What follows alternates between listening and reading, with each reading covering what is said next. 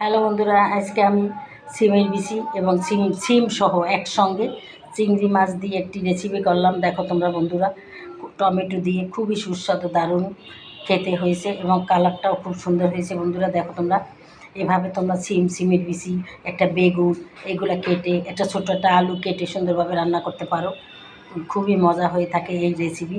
দেখো তোমাদের কাছে যদি ভালো হয়ে লেগে থাকে তাহলে আমাকে একটা লাইক অবশ্যই দেবে, আর আমার চ্যানেলটাকে সাবস্ক্রাইব করে দেবে এবং শেয়ার করে দেবে। তাহলেই আমি সুন্দর সুন্দর ভিডিও নিয়ে আসতে পারবো। বন্ধুরা, সিমের রেসিপি এর আগেও সিমের বিচির রেসিপি এর আগেও দিয়েছি, কিন্তু আমি এই রকম করে দিইনি।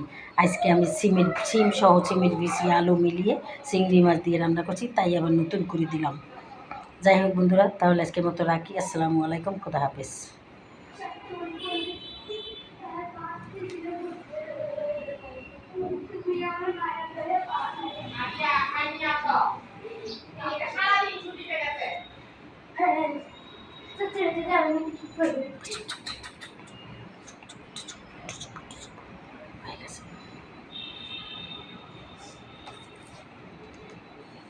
এটা কারণ তো